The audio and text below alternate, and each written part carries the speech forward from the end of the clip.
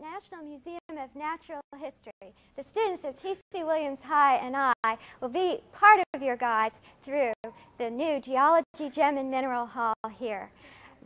This is an interactive national field trip. Get your questions ready. Phone, fax, or email them, and we'll be right back at you through the magic of modern computer technology. But first, let's take a look at the introduction to this field trip with Robert Sullivan, our Associate Director for Public Programs, and Jeffrey Post out in the front Harry Winston Gallery. Guys, are you there? Yeah, we're here, Serena. Thank you. I'm here with Jeff Post, of course, our curator of gems and minerals and the guy who knows more about rocks than anybody else I know. And we're going to do something odd right now.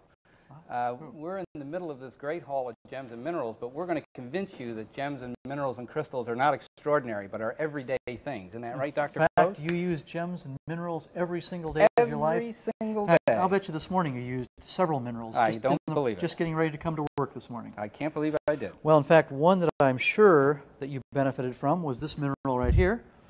Nope, I didn't use this mineral this morning. I'm absolutely sure. Well, but you used what was in this mineral. This is the mineral fluorite, which is the source of fluorine. Fluorine being for fluoridated water, fluoride in toothpaste. So if you brushed your teeth or if you washed this morning or had a drink of water, this was the mineral that was very important to you this morning. That was awful rough on my teeth, Jeff. What is it in this mineral that makes it good for teeth? It's the fluorine. And the fluorine is used to make the fluoride compounds that are in toothpaste. Okay, and that keeps you from getting cavities. I'm bored with this now, Jeff. What else have you got? Okay. Well, I'm assuming after you brushed your teeth, you probably put a little bit of underarm deodorant on this morning. At least I'm hoping you did. I forgot to do that, actually, but tell me what I should have Well, done. this is the mineral zircon, and from the mineral zircon, we get the metal zirconium, and zirconium compounds are one of the main ingredients in underarm deodorants. So you at your home, you just kind of take this and put it under your arm? Actually, if you just put it under there and kind of hold it there, you have no problem for the rest of the day. That's a very handy mineral. What else have you got there? Well, eating your breakfast, perhaps put a little salt in your oatmeal or on your French fries, whatever it might be. I put just about that much on there. That's a big crystal of salt. The mineral name is halite, sodium chloride. And most of the salt that we use is, in fact, mined from underground. It's a mineral, just like this crystal here. Well, I wouldn't try this at home, but it actually does taste just like salt. And it's cleaner than it's ever been before. I guess it is. Well, another very important metal that we use every day, of course, is copper. Ah, copper. Copper on pennies, copper in wiring, copper in And I bet plumbing. there's some copper nearby here somewhere. We happen to have a spectacular specimen of copper. This specimen of copper came from a mine in northern Michigan. This is a piece of called native copper. That is, it's found in its natural state as essentially pure copper metal. This was found sandwiched between layers of shale in a mine, and in the process of blasting to remove the ore, this piece was removed and somewhat crumpled up as we see it here now. This piece of copper formed about 1 billion years ago when the continent of North America was starting to sort of being pulled apart or rift apart, and the resulting volcanism placed these copper deposits into northern Michigan. Now, we've got also in this gallery one of the most famous geological specimens in the entire Smithsonian Institution, and in fact, the most famous diamond in the entire world. And that is, of course, the Hope Diamond. The Hope Diamond is our most visited object at the Smithsonian Institution. Everybody comes wanting to see the Hope Diamond. And I think most people coming in expect to see this big basketball-sized diamond. Well, in fact, people are rather surprised to see that, first of all, it's not the world's largest diamond. It's about 45.5 carats, so that's a pretty good-sized diamond, but certainly not the world's largest. And also, it's a blue diamond. Typically, we're used to looking at diamonds as being colorless, but in fact, if there's a trace impurity of the element boron present, we can then get a blue diamond. And part of what makes the Hope Diamond so unusual and so special is that it's the world's largest blue diamond. Now, another reason why the Hope Diamond is a very important stone is it has a very interesting human history. The diamond came out of India in the early 1600s, then was sold to King Louis XIV, passed through the hands of many other kings and queens, eventually was purchased in this century by the jeweler Harry Winston in New York, and then donated it to the Smithsonian Institution. Now, one of the intriguing stories about the Hope Diamond is that many people believe that there's a curse attached to the diamond. Well, we don't believe in curses, but it is a very fun story to tell, and in fact, for us, the Hope Diamond has been a great source of good luck. Well, the Hope Diamond is a good example of a gem or a mineral in this that has many different reasons for it to be interesting. And that's one of the things that we want to think about through this entire field trip. So let's take a look at some of the other specimens that we're going to be seeing today and talk about why they're important in many different ways. We've moved into the National Gem Collection Gallery, home of many of our finest gem pieces and some of the most popular objects in our entire collection.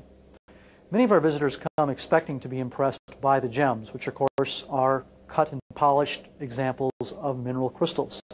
However, when they pass through the door into the Minerals and Gems Gallery, they are surprised, even astonished to see that the natural mineral crystals in many ways are even more fascinating than the gemstones are. For example, a specimen such as this one, the beautiful blue crystals of Amazonite, a variety of the mineral microcline, and smoky quartz crystals, is a natural creation of the earth.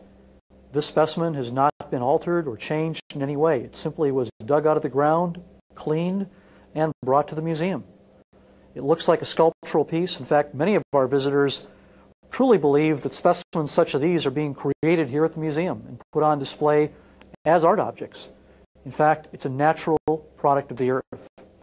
And so as we're walking through the exhibit and looking at many of the specimens that we have on display here, one of the ideas that we like to keep in mind is that we are looking at natural specimens that have formed in the earth.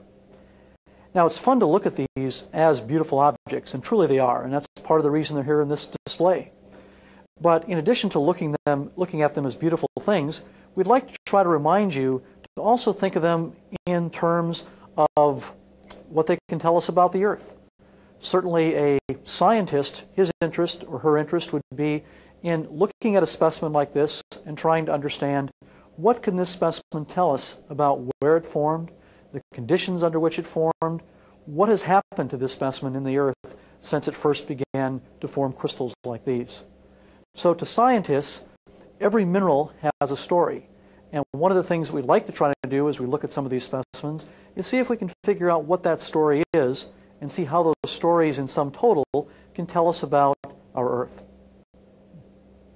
So in addition to the aesthetics of many of the specimens here, clearly one of the interests that we have is trying to discover their stories and learn something about what they can tell us about the earth. Another facet of many of our specimens that I think visitors find very interesting and is part of their story is the human story that they can tell us. Many of our specimens, especially our gemstones, have been owned by very interesting people through time and have a fascinating story that they can tell us. For example, the Hooker Emerald.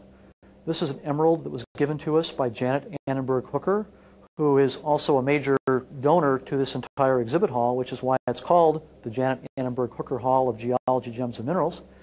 This is an emerald that she gave us back in 1977.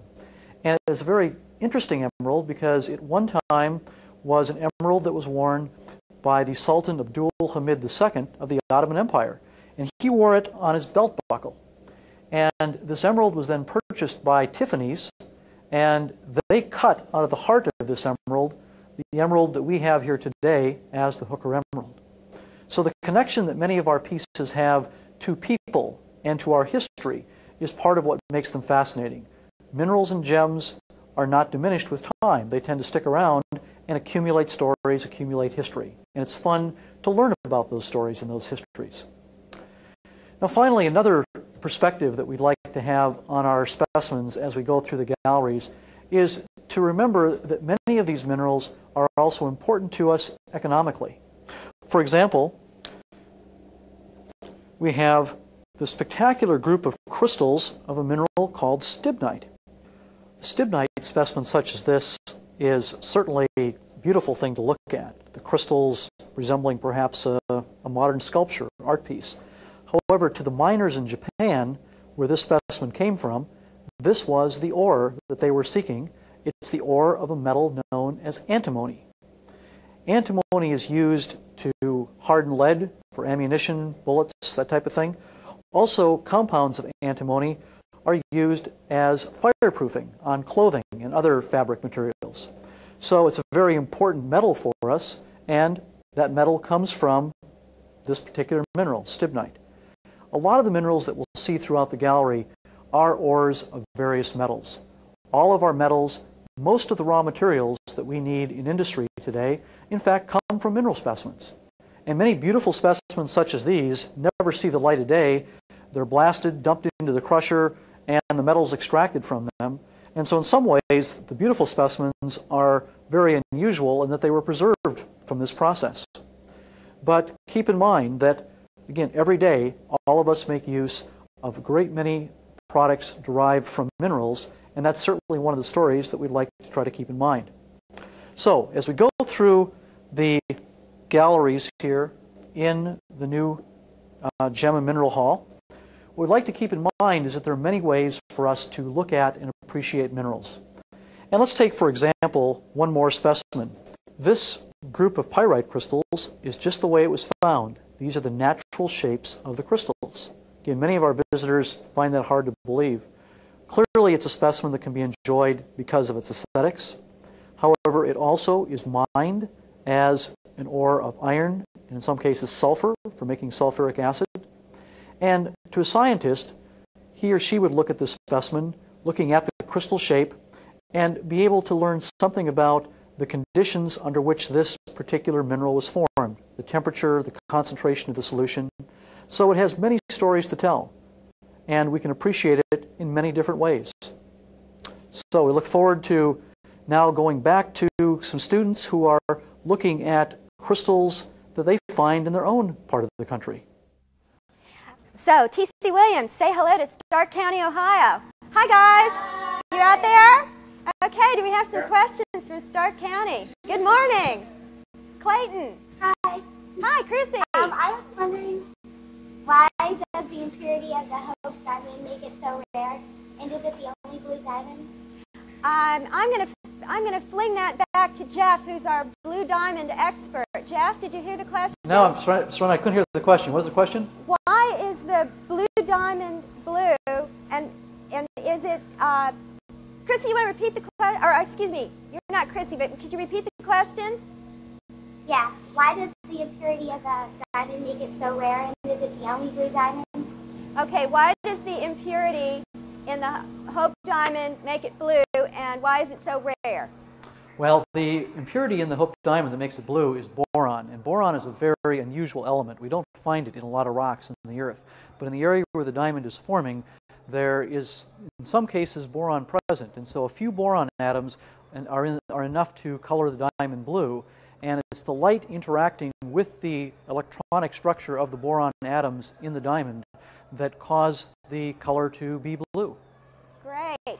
Anybody out there in Stark County know what the main minerals collected in Ohio are?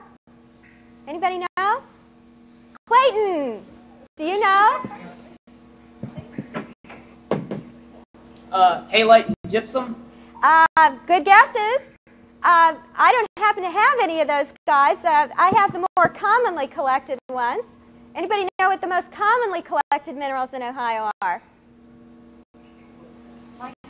Okay, well, let me show them to you here. Here's calcite, fluorite, and celestite, a beautiful celestial blue. You'll hear more about this one later. Jeff, I've got a neat concretion here from Ohio. It's an old worm tube that's covered with beautiful pyrite crystals. Wow, the darn thing is almost 3 feet long. Take a look at this.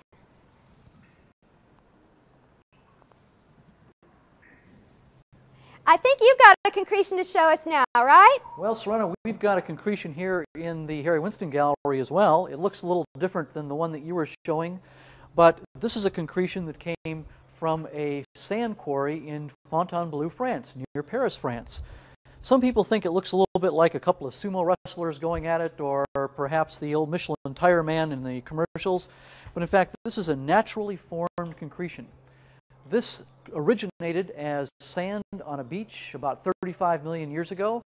The beach sand was eventually buried and then was, through time, uncovered by erosion processes such as water and wind. The sand then was quarried for use for making glass and has been quarried in this location for about 300 years. In one part of the quarry, apparently groundwater flowing through the sand deposit had silica in it, and that silica was deposited as a glue, basically gluing the sand grains together, forming this very whimsical shaped concretion. So, Serena, you got any other questions back there? I think we've got a Washington question, right? Yeah. Does age have any effect on the color or the size of a mineral or a rock? No, color is something that's independent of age and size, with one exception, color that's induced by radiation, which can intensify with time. Any questions from Ohio? Hello? Chrissy, you're on the air. Yeah. Why doesn't Ohio have the same quality of minerals that you have in your collection? For example, why don't we find emeralds or topaz in Ohio? Well, okay, those two minerals are very rare worldwide. You need to bring rocks of unusual types together, and that usually happens in unquiet parts of the world, places where plates come together and bring rocks that might ordinarily be in the mantle in contact with those in the crust. And that geological situation just hasn't happened in Ohio. Do we have any 800 calls this morning? Not yet? Okay. What we're going to do then is take a look at some of the rarest and most fabulous gems that we have that aren't necessarily on display. We've got some pretty good ones in the back room, and I think Jeff is going to show us some of those. Okay. Thank you very much, Serena, and welcome everyone to the Blue Room here in the Department of Mineral Sciences at the National Museum of Natural History. This is our secure storage area for the mineral and gem collection. We have in the glass cases around me many of our finer exhibit quality mineral specimens. We have also here the gem vault with about 10,000 gems from the National Gem Collection. All told, we have about 300,000 specimens in our collection here. But the bulk of them are materials that are primarily for scientific research, but we have pulled out a few of the special pieces and stored them here. We would prefer that scientists are not taking some of our best crystals and knocking little chips off of them. One of the fun things about being back here in the Blue Room is that you do get to see some of our more interesting specimens. For example, some of our large crystals and our gem pieces. And take, for example, this lovely crystal of aquamarine. This is the mineral beryl.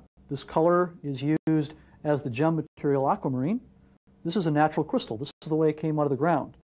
Not very practical for use as a gemstone in this form, but if you take a crystal like this one, or this smaller beryl crystal, the smaller aquamarine crystal, if we take a crystal like this one, and a skilled craftsman were to cut and shape and polish it, they could make a gemstone such as this aquamarine gem.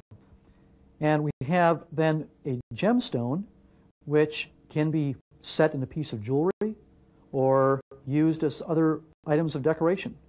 But a gem is simply a cut and polished version of a natural mineral crystal. This is what comes out of the ground.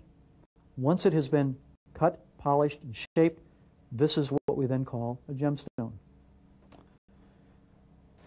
Now, in the National Collection, we get quite a variety of very interesting gemstones, and many of them come to us set in pieces of jewelry. And we have a few rather unusual pieces of jewelry that have made it into the collection over the years. For example, let me pull something out of the drawer here. This is a rather unusual piece, not something you'd probably see worn at most parties these days, but this is an owl that is crafted out of diamonds and pearls, and a little bit of gold. And we also have another kind of interesting piece. This piece actually won a design award for jewelry a few years ago. It can be worn as a brooch or a pendant. And what's kind of fun about it is that it actually opens up and reveals a beautiful selection of colored diamonds, ranging from yellows to oranges to brown. Okay, this piece is called the pomegranate. So one of the other kind of fun things about gems, besides the fact that they come in all sorts of interesting shapes and sizes, is that they also come in quite a range of colors, which is why gems are probably as popular as they are. If all gems were colorless, clearly we wouldn't be nearly as excited about buying gemstones. But for example, we have a gem such as this aquamarine. This aquamarine is a cut and polished version of the mineral known as beryl. Beryl is a beryllium aluminum silicate, and beryl in its pure chemical state is colorless. However, if as a beryl crystal is growing, it incorporates a few atoms of iron as impurities. Those atoms will interact with light entering into the crystal to give us the shades of blues and greens that we prize then as the gem material known as aquamarine. But the story gets more interesting. In fact, this is also a gem variety of the mineral beryl. This very bright green gemstone you may recognize as emerald. Emerald is beryl that has trace impurities of the element chromium.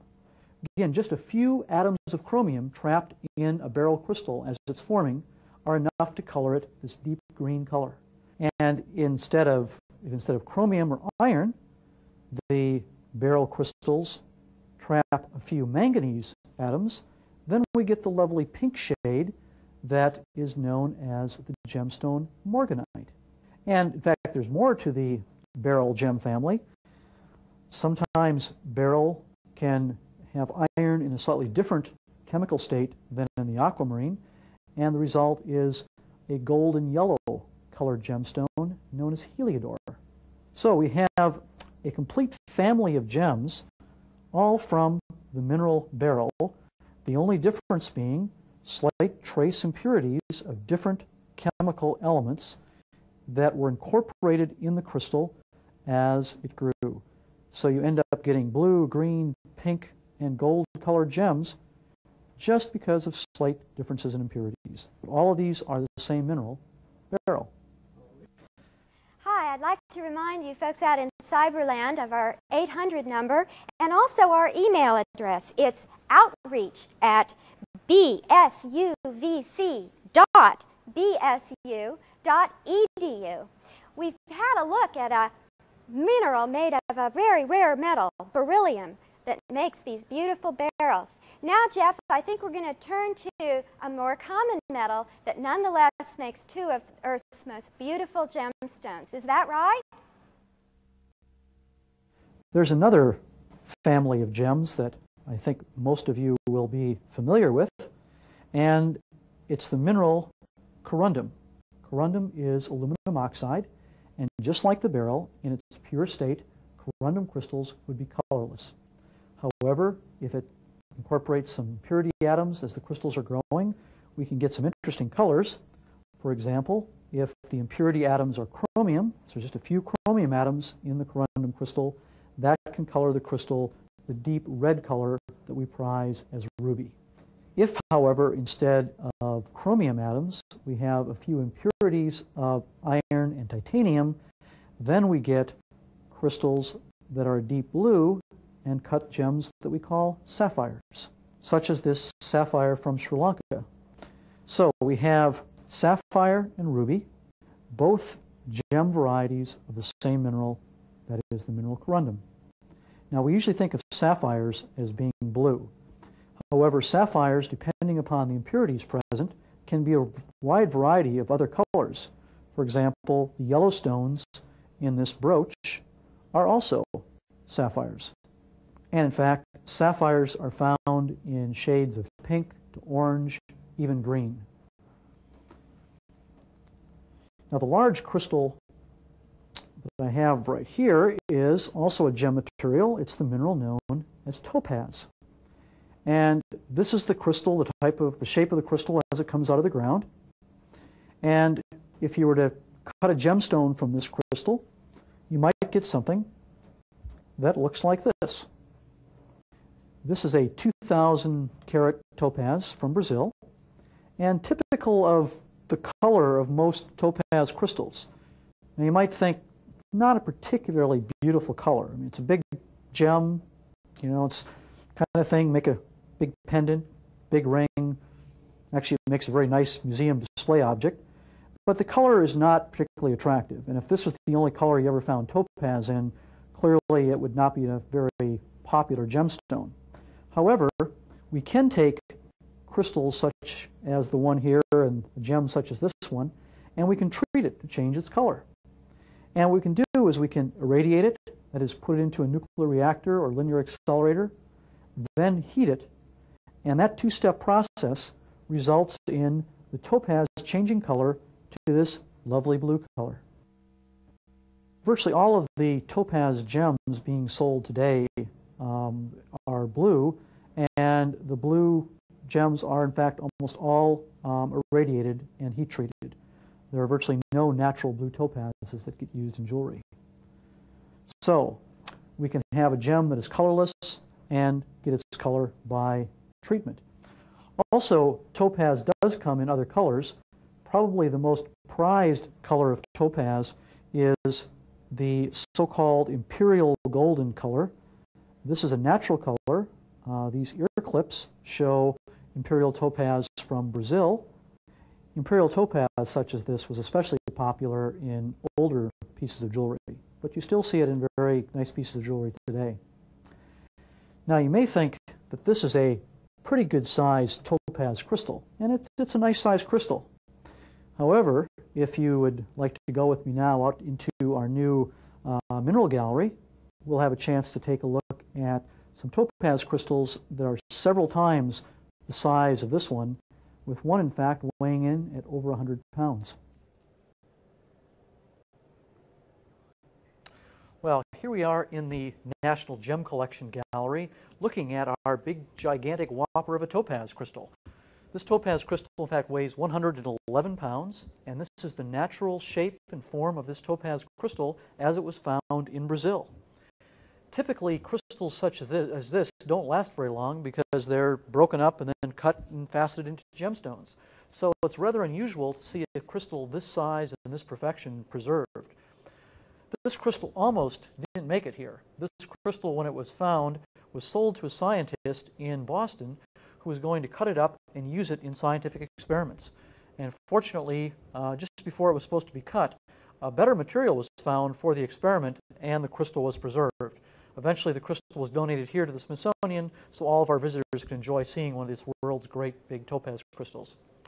Now, in addition to topaz, we have some other very important gemstones here in the National Gem Collection Gallery. One of the most popular being emerald. Emeralds, of course, are a gem variety of the mineral beryl. And in the center of your screen right now, you can see a natural emerald crystal. This is about an 800 carat crystal from Colombia. The best emeralds do come from Colombia. The necklace on the right is a 168 carat emerald. And the necklace on the left is what we call a cabochon, or Baroque style emerald necklace. So emeralds are a variety of beryl that get their color because of trace impurities of chromium in the atomic structure. Now, if instead of chromium, as we've talked about, if we get a little bit of iron in the atomic structure, then we get a different color of beryl. We get a bluish color, which is known as the gem aquamarine.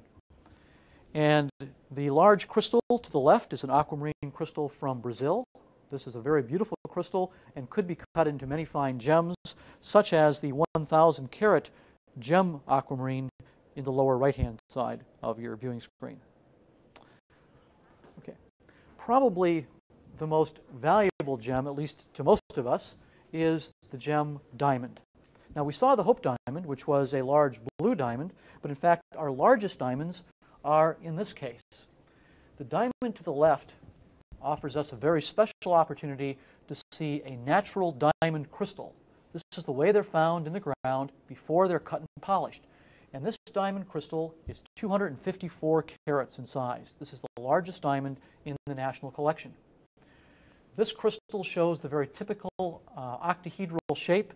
It looks like two pyramids, like the pyramids in Egypt, stuck base to base. And that shape is typical of most natural diamond crystals. Now, a crystal such as this one, if it were completely flawless and colorless, could be cut into a great gemstone, such as the diamond gem to the right. The gem to the right is the Portuguese Diamond, and it's our largest cut diamond and one of the world's great and most famous cut diamonds. It's 127 carats in size. Despite the name, we find now it has no connection to Portugal. In fact, this diamond was found in South Africa in 1910. It was owned by Peggy Hopkins Joyce, one of the Ziegfeld Follies girls, one of the glamour girls of the 1920s, kind of the Madonna of her day. And she loved to have fine jewels and wealthy husbands, and so she ended up with a diamond like this. Eventually, it was purchased by Harry Winston and donated to us at the Smithsonian. Now, this diamond has a very interesting property. You can see it looks colorless in normal light, but if we take an ultraviolet light, sometimes known as a black light, and shine it on the diamond, we see that the diamond changes color, and in fact, we now see it shows a very deep blue color, and that blue color is a property called fluorescence. Fluorescence results when certain materials are exposed to ultraviolet light. The ultraviolet light interacts with the atoms in the structure of the material and causes visible light to be given off, in this case in the form of blue light. So that process is then fluorescence. About 15% of all diamonds will fluoresce. This being a large diamond shows a particularly spectacular fluorescence. Now we have another gemstone here in the National Gem Collection Gallery that has an equally interesting optical phenomena, and that's the famous Star of Asia sapphire. This sapphire is from Burma, and you can see that it shows on the surface of the sapphire a six-rayed star. Well, what is the reason for that star?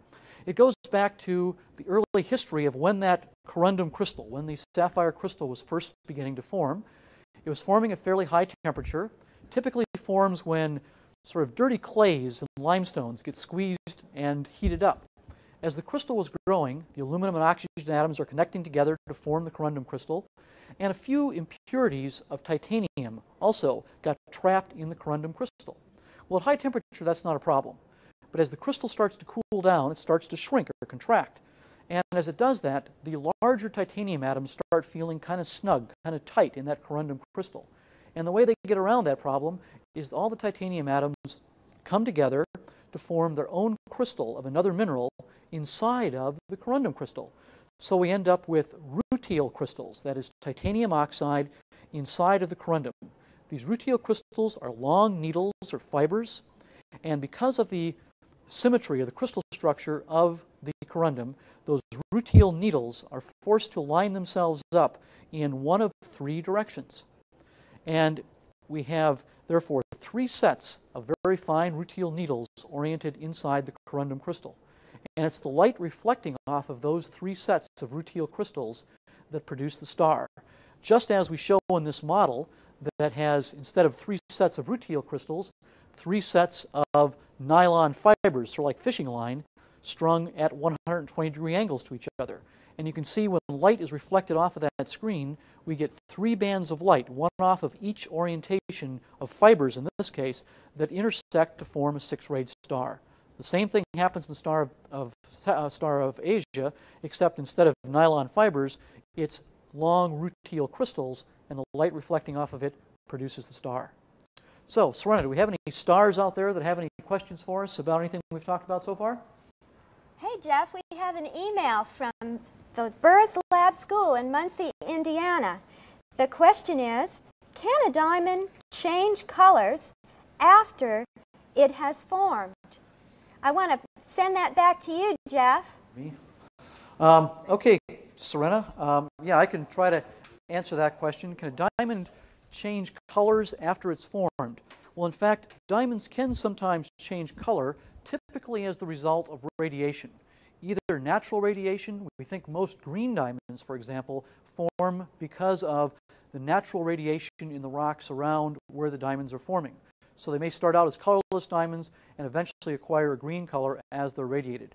We certainly know that diamonds can be artificially changed in their color by exposing them to radiation in the laboratory. And that's one of the problems now in trying to understand which diamonds, colored diamonds, are natural and which ones have been artificially enhanced, because many green and pink diamonds that are sold today, in fact, have been enhanced by laboratory treatment. So yes, a diamond can change color. Okay. I'm going to go to the web page and have a look at some images from our archives. We've got a lot of things to do here. And let's take a look at some pictures. Where are they? Let's find the little dears. Oh, there they are. Here, the diamond archives. Since we've been talking about diamonds so much, I thought maybe it would be a good idea to take a closer look at some of these beautiful big diamond crystals, like the Oppenheimer Diamond. This one shows off its pyramidal, bipyramidal shape to great effect. We'll go back and take a look at a couple of colored diamonds. Let's see if we can find those. Here we go, a red diamond and the blue heart.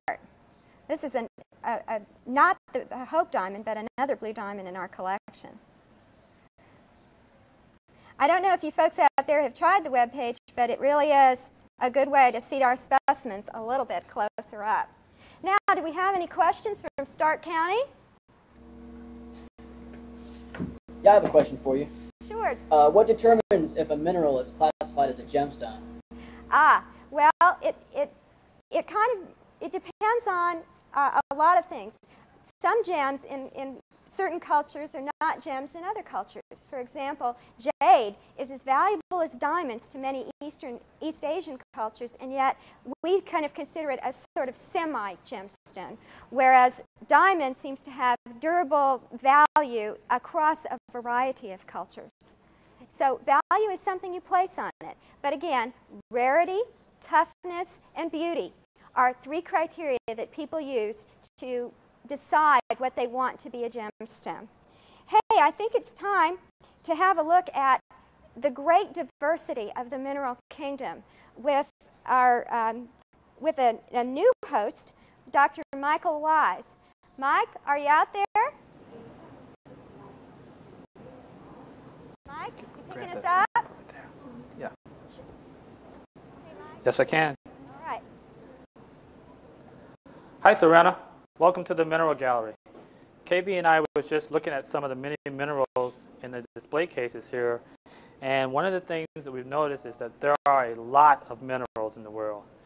In fact, there are almost 4,000 different kind of minerals that have been studied in great detail by scientists all around the world. Now, some of these minerals are very, very common. Some are very, very rare. I would say that most of these 4,000 minerals are quite rare. But there are a handful of minerals which are very common in the Earth's crust. One of these mineral groups is the feldspar group. These minerals contain atoms of oxygen, silicon, aluminum, and some potassium, calcium, or sodium. Another very common mineral is quartz. And some of us might be familiar with quartz because quartz is common in our everyday beach sand and in the soil in our gardens. Take a look at the case here. We have a wide variety of quartz, which comes in lots of colors and sizes. And they range from colorless to purple to pink to dark black. KV, you have a question? Yes. Why, if they're all the same mineral, some of them come in different shapes? Like the pink one is kind of smooth, but this one is like different rocks stuck together. Well, that's a good question. The reason that they're different looking is because of the conditions under which they grew.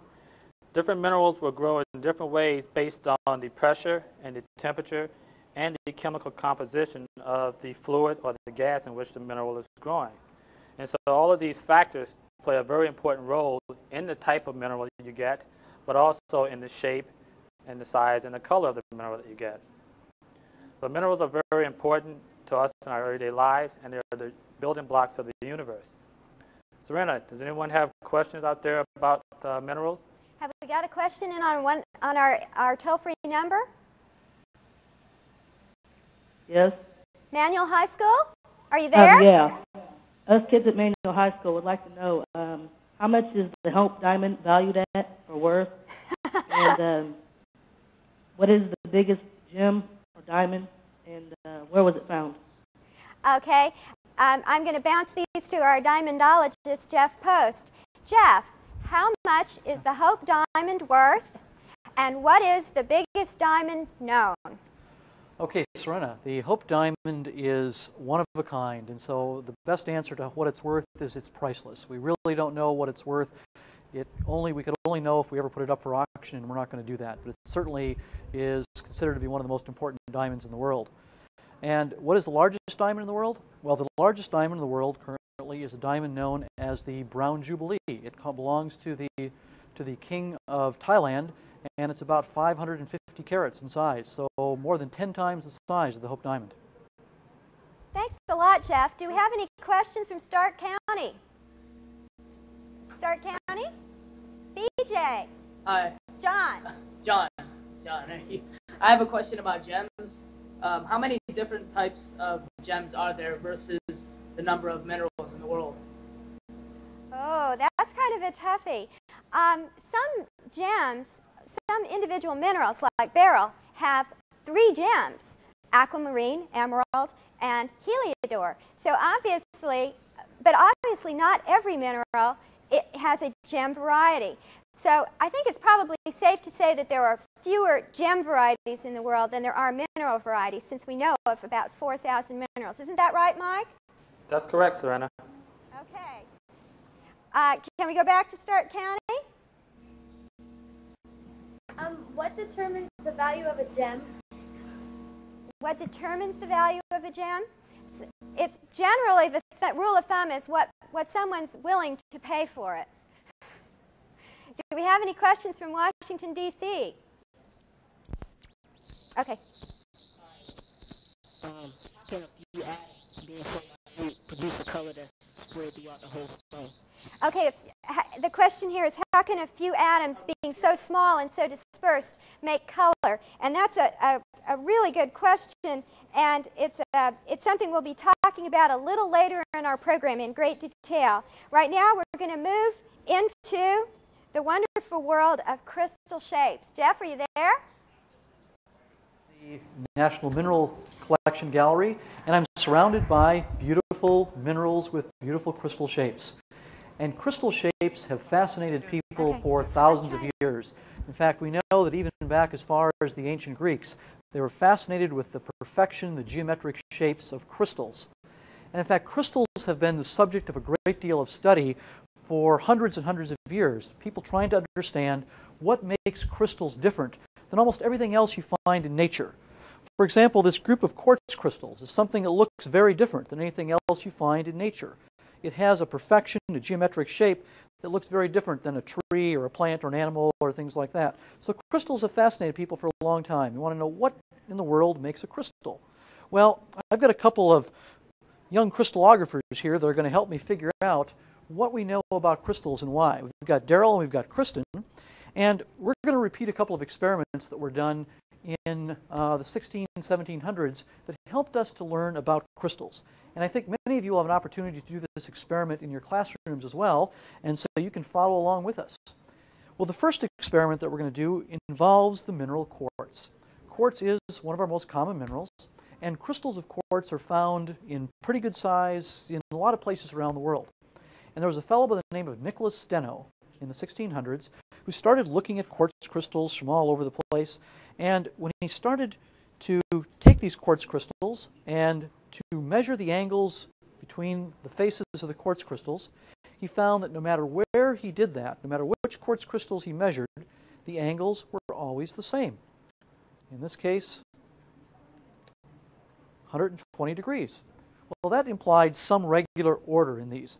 Now let's see if in fact that's really the case. Okay, Daryl, Kristen, we're going to ask you guys to do the same experiment that Steno did. Let's take some quartz crystals. Now, if you look at a quartz crystal, it looks a little bit like a stubby pencil. And it comes to a point. It's got flat faces around the side. So if you think of this as a stubby pencil, it's the faces around the sides of the pencil that we're going to be measuring the angles between those faces. So go ahead. Let's see what we got here. If we measure.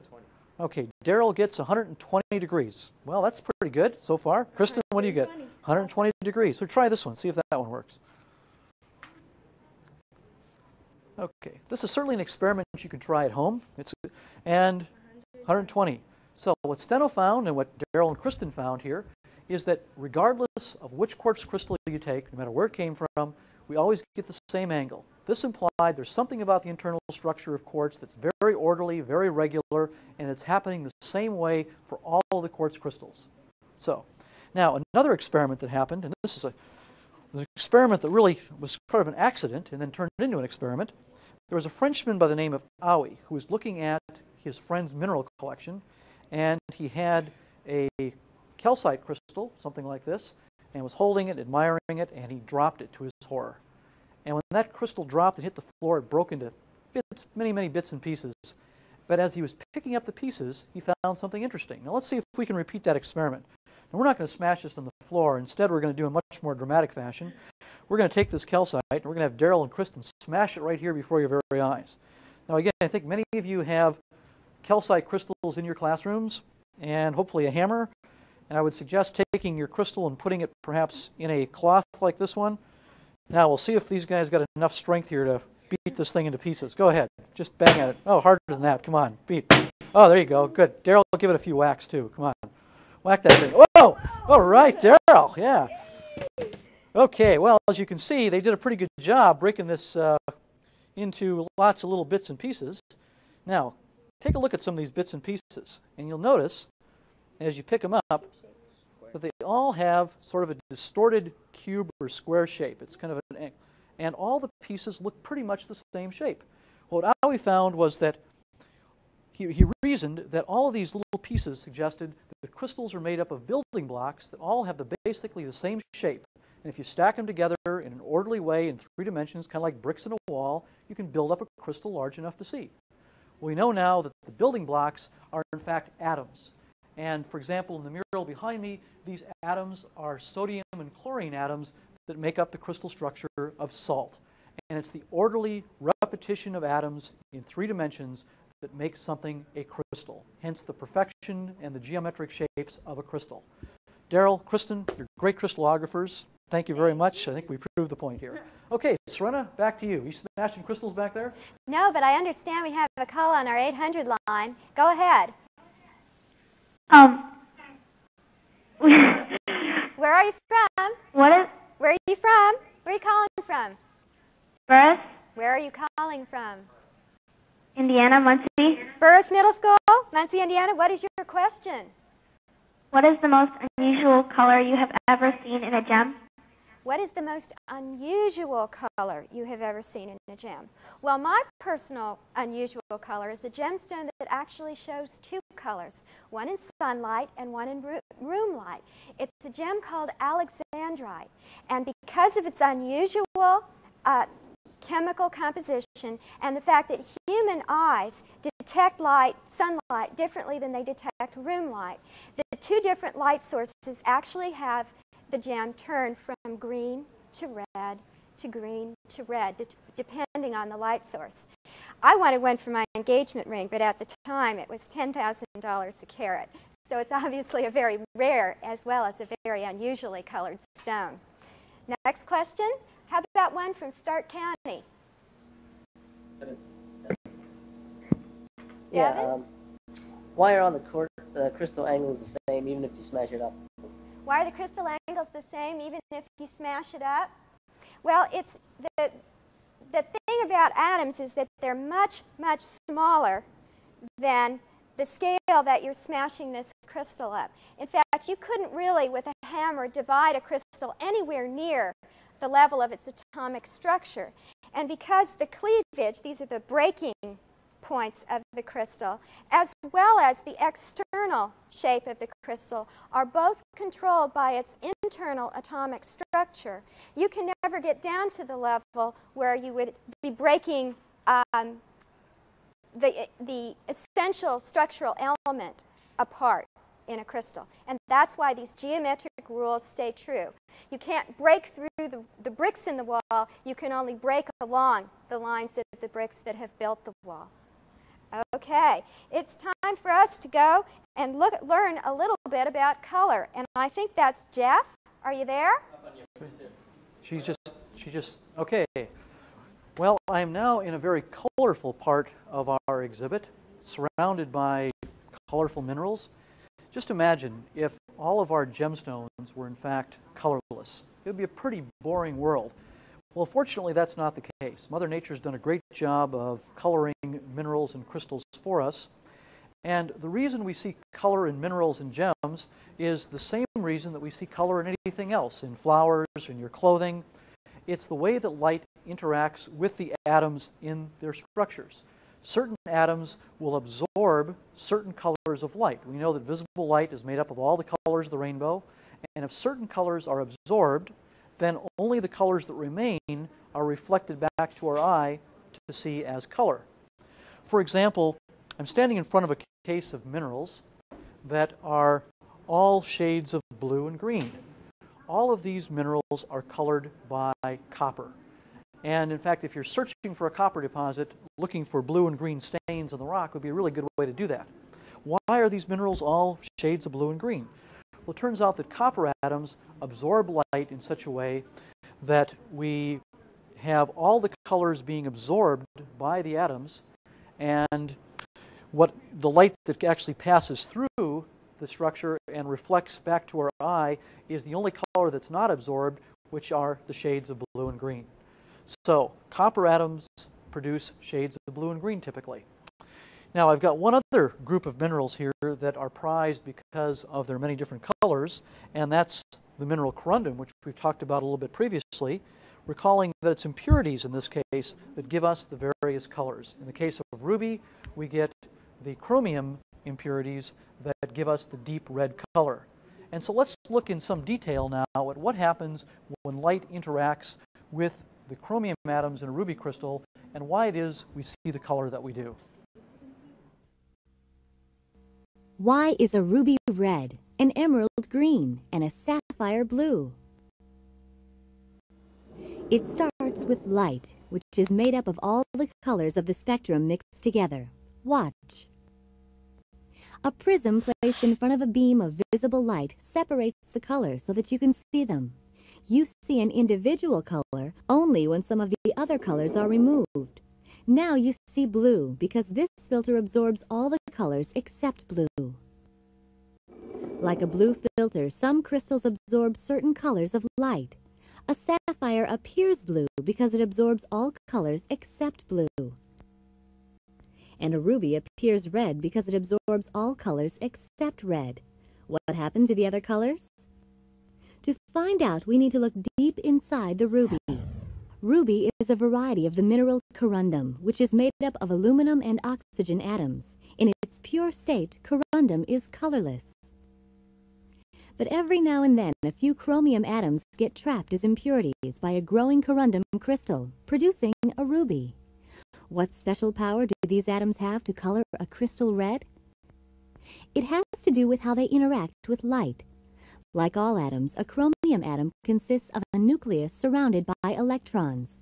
The electrons whirl about in different energy levels. If a particular color has the right energy, it can kick an electron to a higher energy level. That color is absorbed.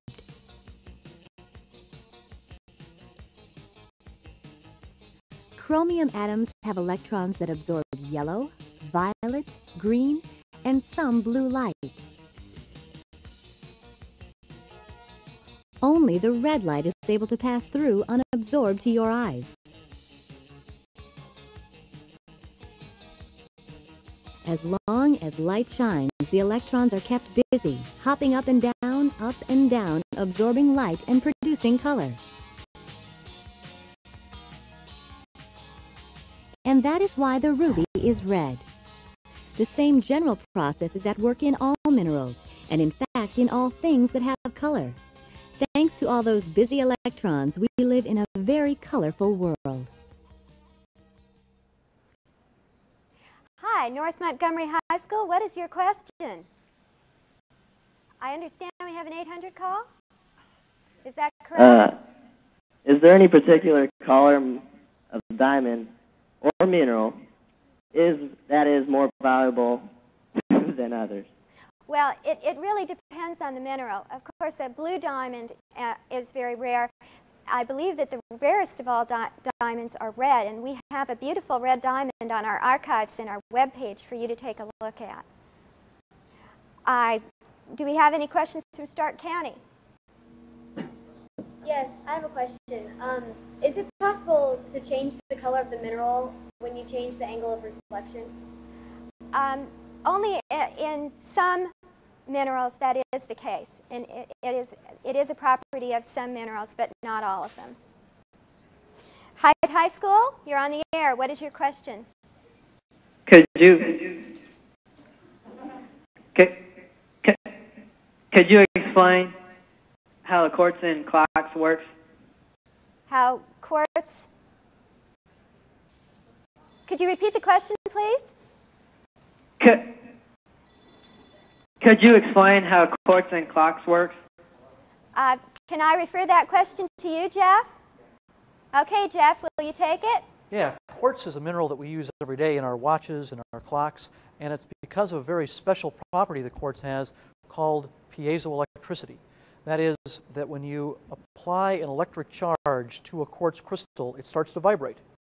And so they've figured out by cutting a quartz crystal, and usually there's synthetic quartz crystals in watches now, but by cutting it just the right thickness and then applying an electric charge from a battery, for example, they can make that quartz crystal vibrate at exactly the right frequency to keep very accurate time. Thanks, Jeff. That's great. Let's go to our webpage and take a look at another interesting variety of silica. It's opal, which seems to have every color in the rainbow right inside a single cabochon. Jeff, I understand that you're going to tell us a little bit about the story of color in opal. Are you there?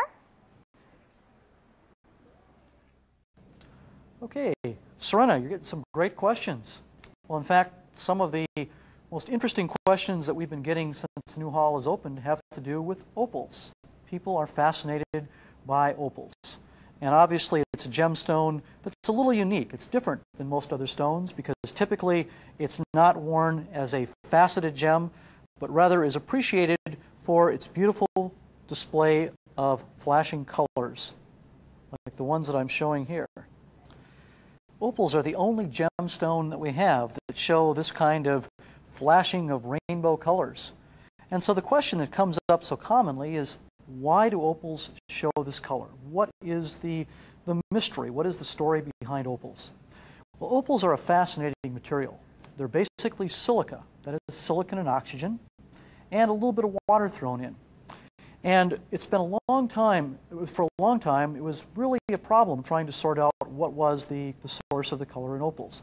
And it really wasn't until, about 15, 20 years ago, after the scanning electron microscope became an important tool in studying minerals, that the answer finally was resolved. And when scientists in Australia took an opal and looked at it closely under the scanning electron microscope, what they saw was that opals are made up of very tiny little spheres of silica. And they're stacked together pretty much the way you'd see oranges stacked up in a grocery store. And it's the stacking of those spheres in a very orderly, regular way that interacts with the light hitting the opals, causing the light to be diffracted or broken apart into its various colors of the rainbow.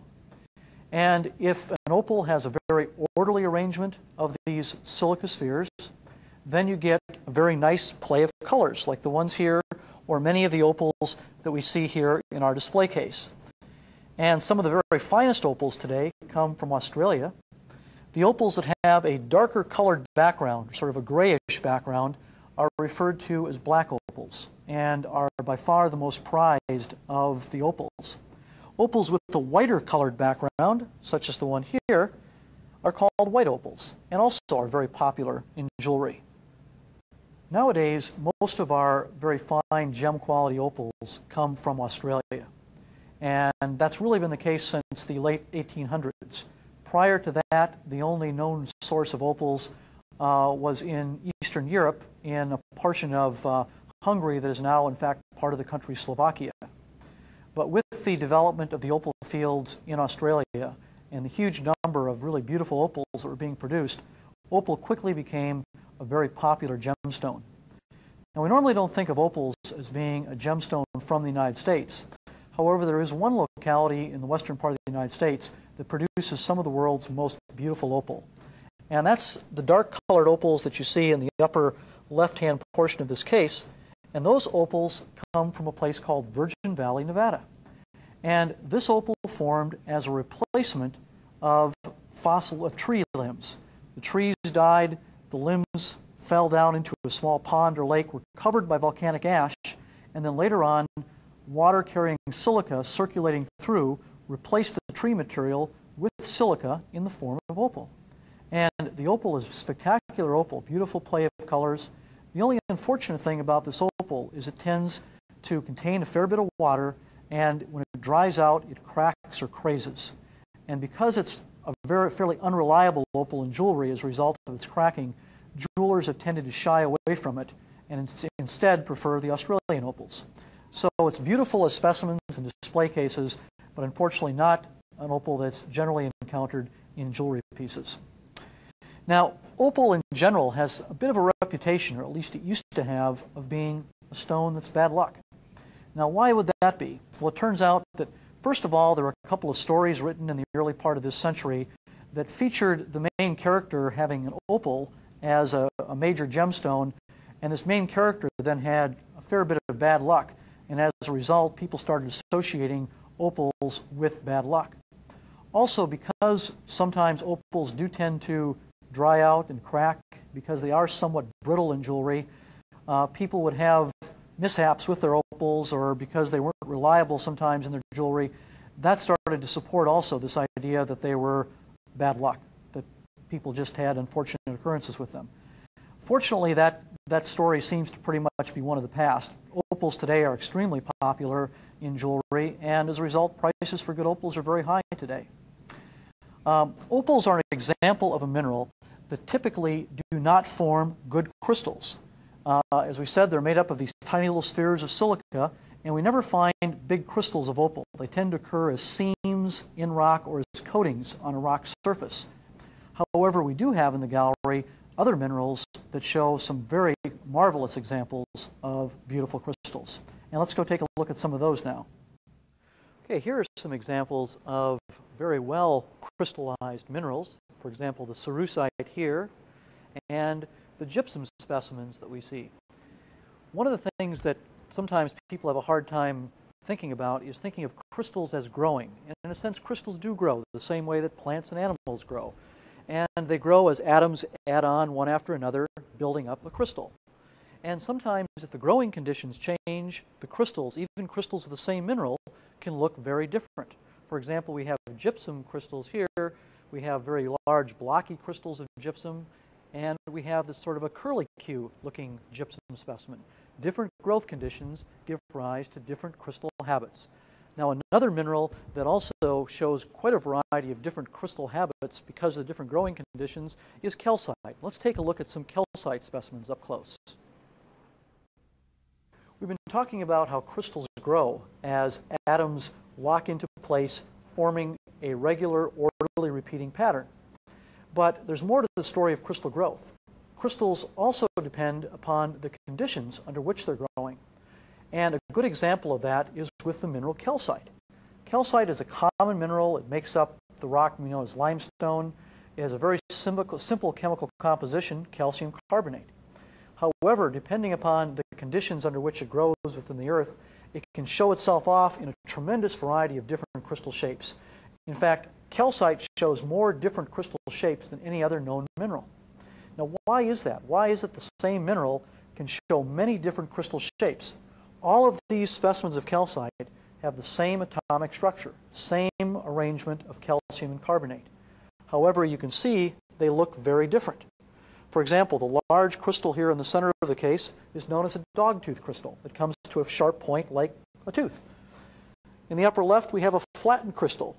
The miners nicknamed these crystals poker chip crystals. And to the right, we have this lovely pink crystal. It looks kind of sugary. Those are called rhombohedrons. Very different looking shapes. So how is it that one mineral can look all these different ways when it forms its crystals?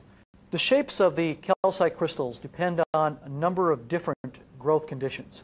For example, the temperature under which they're growing, the concentration of the solution from which they're growing, that is, how many atoms of calcium carbonate are present in that solution. It also depends upon the composition. It may depend on whether impurities are present in that solution. All of these different factors come together to influence the shapes of the crystals. Crystals are very sensitive to their growth conditions. So, for example, one thing we know about calcite crystals is that these long dogtooth-shaped crystals, called scalenohedrons, tend to form under conditions of fairly high concentration, a lot of calcium, a lot of carbonate in the solution. Other crystals, in this case, we know, tend to form under conditions of fairly low temperature. That is, maybe about room temperature. If you heat the solutions up, the crystal shape will change. And in fact, many times on the same specimen, you will see crystals that show 2 or 3 different shapes. And clearly that's an indication that the growth conditions were changing rapidly as this specimen was forming. So crystals are a great way to learn something about the growth history of a specimen. By simply looking at the shape, very often we know then something about the temperature, the concentration, the composition of the solutions from which it was growing. Now, in the case of calcite, we're seeing that there were many different kinds of growth conditions by looking at the shapes of the crystals. Another way to learn something about the sensitivity of crystals to its growing condition is by looking in some detail at the internal structure of the crystals.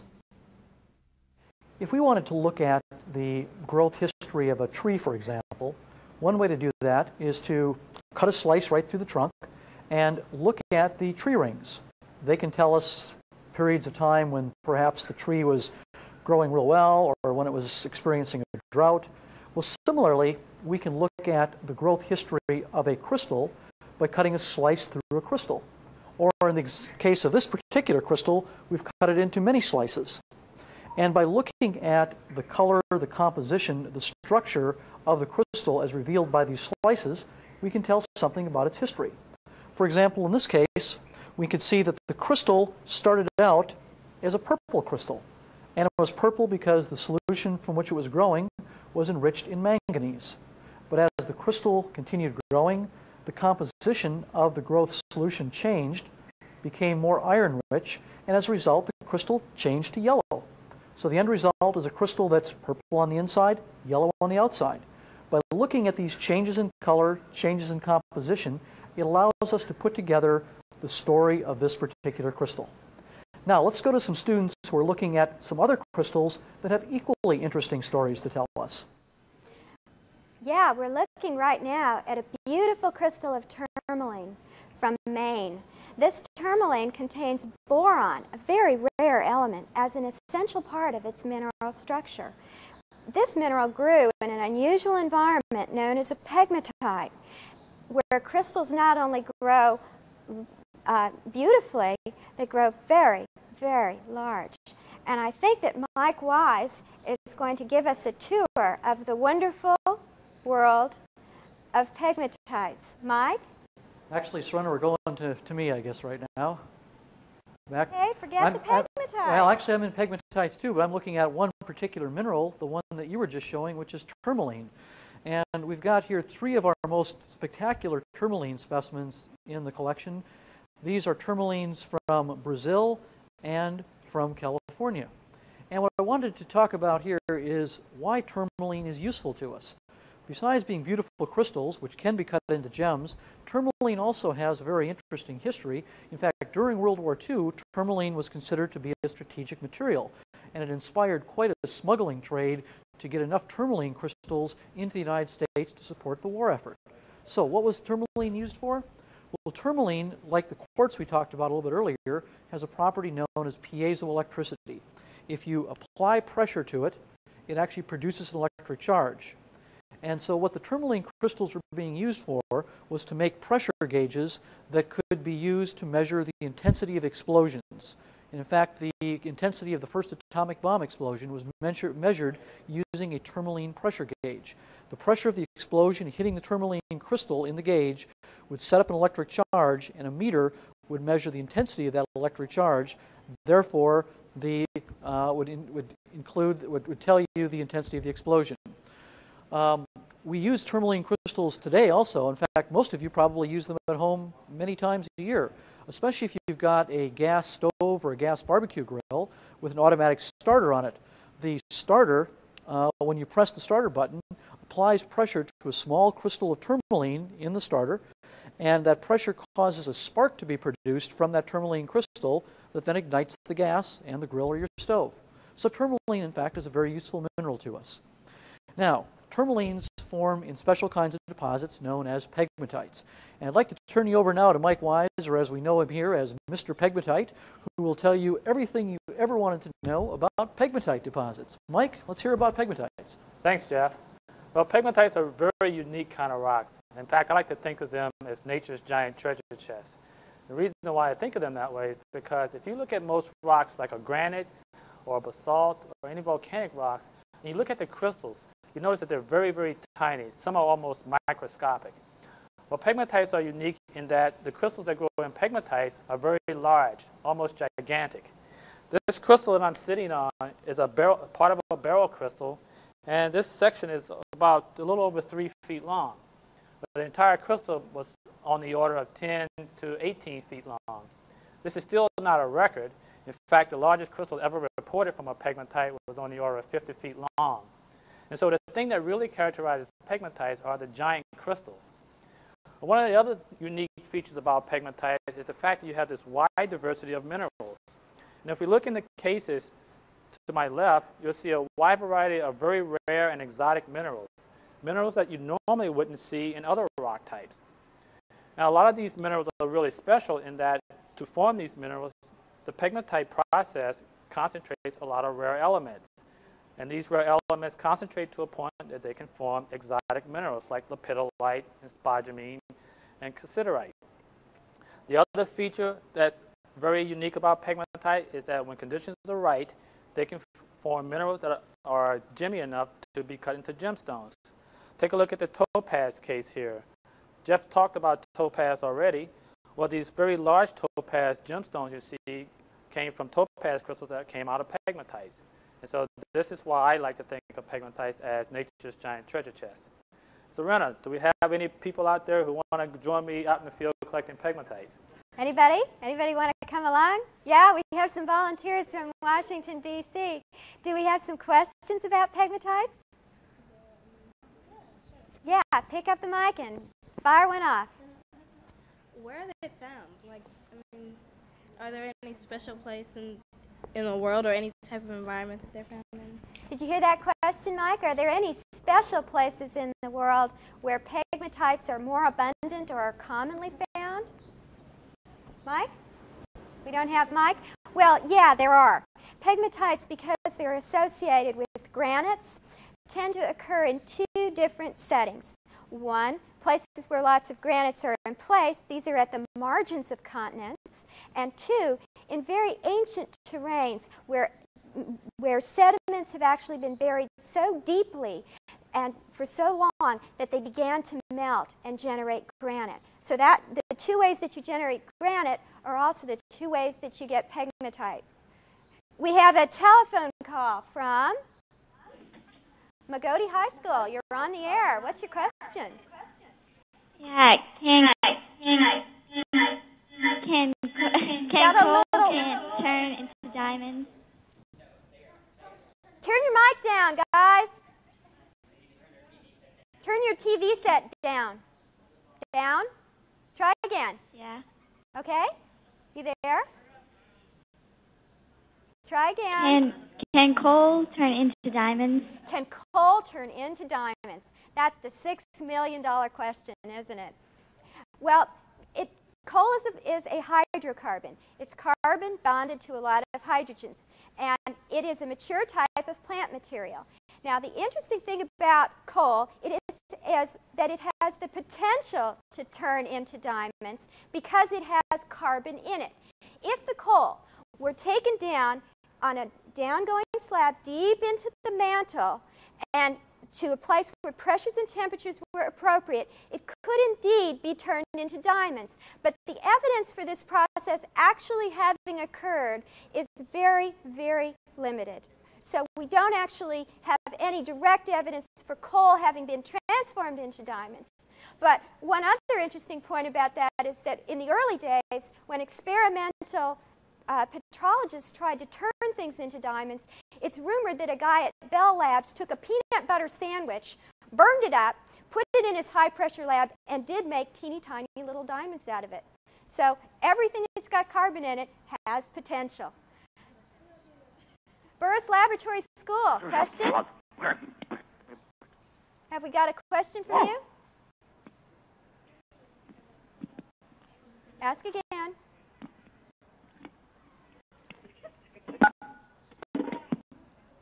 I think we've got a technical difficulty. Can we take a question from another 800 number? Or Manual High School? Manual High School, have you got a question? Burris Middle School, are you there? Yeah. Okay, what's your question? Have you ever found a gem or diamond with more than one color in it? A gem or diamond with more than one color in it? Well, the gemstone tourmaline commonly has a number of colors in it, and some jewelers take advantage of that by cutting them along the directions of color changes to get pretty plays of green and pink in the same gemstone. Those are called bicolor stones. Next question? Any more questions? To Jeff? We're going to go over. Okay, Jeff, I hear that you've made it all the way to the mines. Okay, we're on. Speaking of gems and ores and valuable things, can you come in, Jeff? I'm here, Serena. In fact, welcome to our Smithsonian mine. We have a mine built here in the Museum of Natural History, and it's a very special kind of mine that it shows several different kinds of ore deposits from around the United States. Now, why would we build a mine? Well, what we're trying to do is, first of all, give our visitors a chance to see what some of these minerals actually look like underground, where most of them are found. Most of our minerals that we've seen today and that are in our galleries actually are the result of a mining operation somewhere. And of course, also to remind us that minerals are very useful to us. In fact, any mineral that can be mined and is useful and can be mined for a profit is referred to as an ore. And I have an example of one here from Missouri. This is very typical of the minerals that are mined in the central part of the United States. And the cubic-shaped crystals here are the mineral galena. Galena is lead sulfide and is the major ore of lead. So this is what would be mined in this mine in Missouri. Now we also have another specimen from my assistant down below here. This is a large chunk of a mineral called celestite. And celestite, of course, comes from Ohio, is one of the common places where it's been mined. What would you mine celestite for? Well, it turns out celestite is a strontium sulfate, and it's an ore of strontium. Okay, what do you use strontium for? Well, anybody who's looking at a computer screen or who has watched TV today has made use of one of the properties of strontium in that it's used to coat TV screens to cut down on the amount of radiation that would pass into the room otherwise. Also, it's the red coloring agent in fireworks. So strontium is very useful to us. Now, a material that we all would recognize as being valuable if we were digging a hole in the ground to make a mine is, of course, gold. And we have a wide variety of gold specimens in the National Collection. These large leaf gold specimens are from California. California, of course, is the site of the great gold rush in 1849. The miners rushing to the state to try to find gold and pretty much putting California on the map. There have since been other great gold rushes in Australia, in Alaska. Pretty much anywhere gold is found, it has a profound effect on the population and the civilization there. Gold has been valued for many, many centuries because of its color, its fact it's heavy. It's just considered to be a valuable metal. And today we still use it in jewelry and value it in the form of coins and bullion. But more and more gold has become a very important metal to our high-tech industry.